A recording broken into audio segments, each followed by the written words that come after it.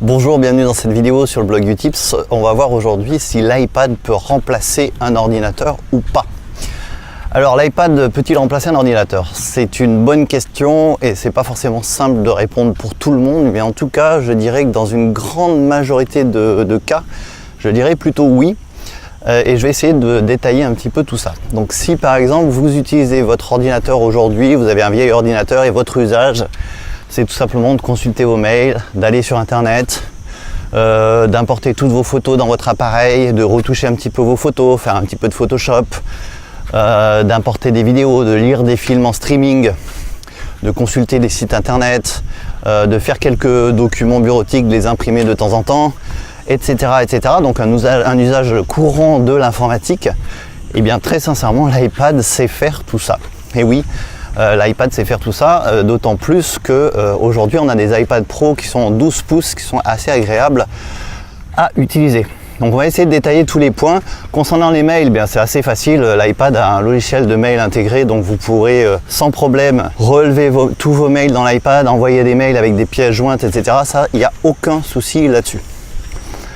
Concernant les photos, vous avez le logiciel photo qui est intégré à l'iPad.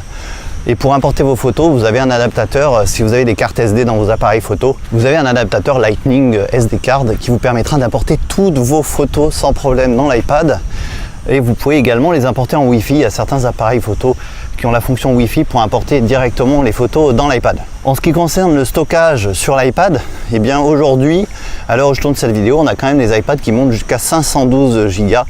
Donc ça laisse quand même la possibilité de stocker beaucoup de photos. Si vous manquez de place, il y a toujours des solutions puisque on a aujourd'hui des disques durs externes en Wi-Fi sur l'iPad qui marchent très bien, sur lesquels vous pouvez stocker des milliers et des milliers de photos. Je pense notamment à un disque LaCie 2 Tera. Je vous mettrai le lien sous la vidéo pour que vous puissiez aller voir. Et bien ça par exemple c'est un disque dur externe que vous allez pouvoir utiliser avec l'iPad en Wi-Fi. Il fonctionne sur batterie ou sur secteur, c'est au choix. Et vous pourrez mettre des milliers de films sur votre disque externe, des photos, enfin tout ce que vous voulez.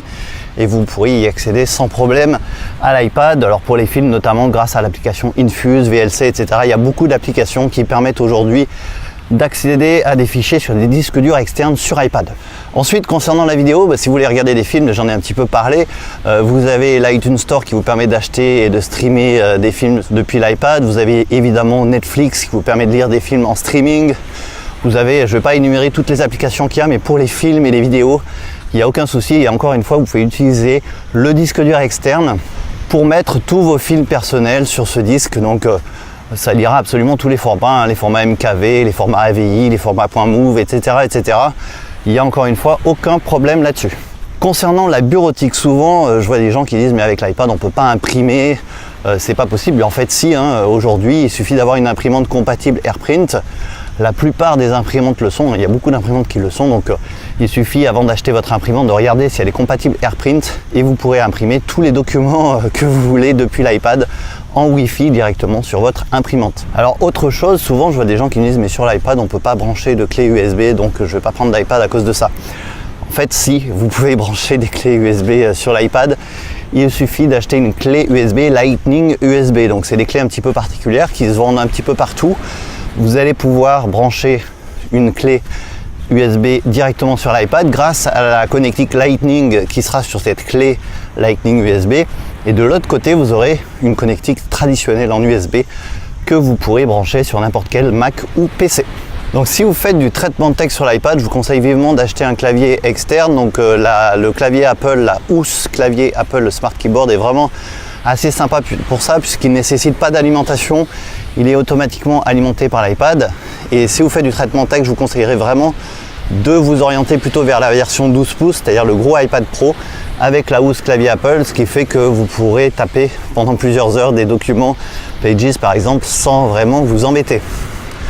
Et pour la bureautique, on a évidemment les applications d'Apple, donc Pages, Keynote et Numbers qui sont sur l'iPad gratuites, mais vous avez aussi, si vous êtes un inconditionnel de la suite Microsoft Office, eh bien vous l'avez également sur iPad. Donc là encore une fois, on a des solutions et encore une fois, vous pourrez imprimer ces documents bureautiques sur votre imprimante sans fil directement. Ensuite, si vous faites du montage vidéo, si vous faites de l'enregistrement musical, etc., Eh bien, il y a des applications pour ça. Encore une fois, Apple fournit iMovie gratuitement sur iPad qui permet d'importer vos vidéos, de les monter très facilement. C'est vraiment assez bluffant et hyper agréable de monter des vidéos en tactile. Et pareil pour le son.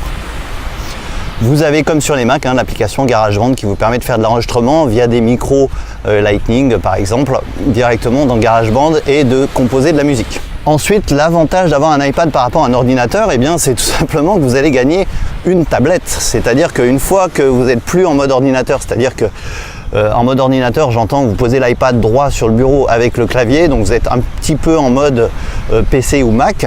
Mais une fois que vous avez fini ce travail-là, vous pouvez tout à fait enlever le clavier et utiliser l'iPad vraiment comme tablette tactile, c'est-à-dire pour consulter du contenu, pour aller sur vos sites internet favoris, pour lire des livres, pour lire des magazines. L'iPad est vraiment excellent. Il y a une luminosité qui est vraiment géniale. Vous pouvez le passer en noir et blanc, vous pouvez lui dire de s'adapter en fonction de la luminosité ambiante. Moi, je dois avouer que au départ, c'est pour ça que j'ai pris un iPad pour lire. Et c'est vraiment un outil exceptionnel pour ça, pour lire les magazines, notamment le format 12 pouces. On se rapproche vraiment du format A4 et c'est ultra agréable de l'utiliser pour ça. Un autre avantage de l'iPad, si vous faites du dessin, bien sûr, il y a l'Apple Pencil, le stylet Apple qui permet de dessiner avec le stylo Bluetooth. Et ça, c'est vraiment génial. Ça permet d'utiliser des logiciels, par exemple, comme Affinity Photo pour faire des travaux graphiques sur l'iPad. C'est vraiment génial. Et puisqu'on parle d'Affinity Photo, eh bien sachez que c'est un équivalent de Photoshop. C'est vraiment un équivalent de Photoshop. Donc pour le coup, la société Affinity qui a sorti Affinity Photo sur PC, sur Mac, qui est un vrai concurrent de Photoshop, eh bien l'a sorti sur iPad avant Adobe, puisqu'on n'a pas réellement de Photoshop sur iPad, en tout cas pas complet. Alors que Affinity a sorti un outil ultra complet sur iPad. Vous pouvez l'utiliser au doigt avec le pencil et c'est vraiment un outil génialissime.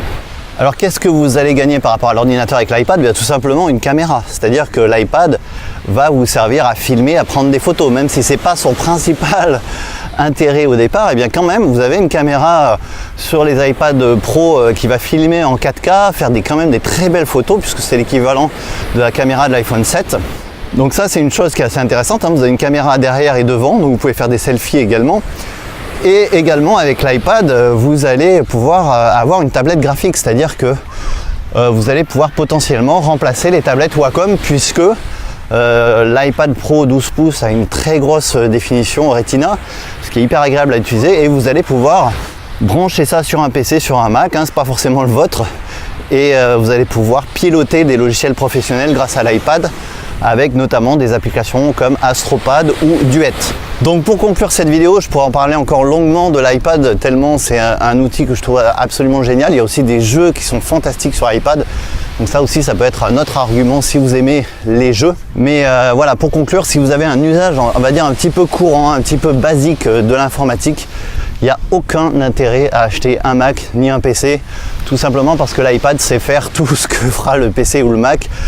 Et vous offrira d'autant plus de confort que l'iPad est entièrement silencieux, il n'y a pas de ventilateur dans un iPad, donc ça c'est encore un avantage en faveur de l'iPad. L'iPad est aussi, si vous voulez, beaucoup plus léger qu'un ordinateur, donc ça aussi c'est un énorme avantage à prendre un iPad plutôt qu'un ordinateur, et il sera aussi moins fragile, il y aura plus d'autonomie que la plupart des PC. Donc c'est vraiment un outil que je vous conseille. Le seul point faible aujourd'hui pour moi sur l'iPad, si vous voulez vraiment travailler sur des applications productives, eh bien c'est qu'il n'y a pas de trackpad ni de souris, malheureusement. C'est un des reproches que je fais à Apple là-dessus, c'est mais pourquoi ne sort-il pas de souris et trackpad? Pourquoi ne rendent-ils pas compatibles le trackpad et la souris? C'est vraiment dommage. Leur argument, c'est que l'iPad est une tablette et pas un ordinateur, et en même temps ils vantent l'iPad comme étant un ordinateur. Donc c'est un petit peu ambigu comme discours, et je me dis que c'est vraiment dommage de ne pas rendre la souris et le trackpad compatibles avec l'iPad. Peut-être que s'ils le faisaient, ils vendraient beaucoup moins de Mac, je n'en sais rien, mais en tout cas je trouve que c'est dommage car la plupart des gens n'ont pas besoin ni de PC ni de Mac. Et parfois, eh bien, c'est un petit peu fatigant si vous faites beaucoup de bureautique d'aller mettre le doigt sur l'écran, notamment pour aller corriger certaines zones d'un texte. Mais c'est vraiment aujourd'hui le seul petit point faible de l'iPad face à tous les arguments que je viens de vous donner. Je crois que la balance pèse en faveur de l'iPad largement si vous avez un usage courant de l'informatique. Voilà, merci d'avoir suivi cette vidéo. Si vous avez des questions sur le sujet, n'hésitez pas, comme d'habitude, sous la vidéo dans les commentaires. Et moi, je vous dis à demain pour la prochaine.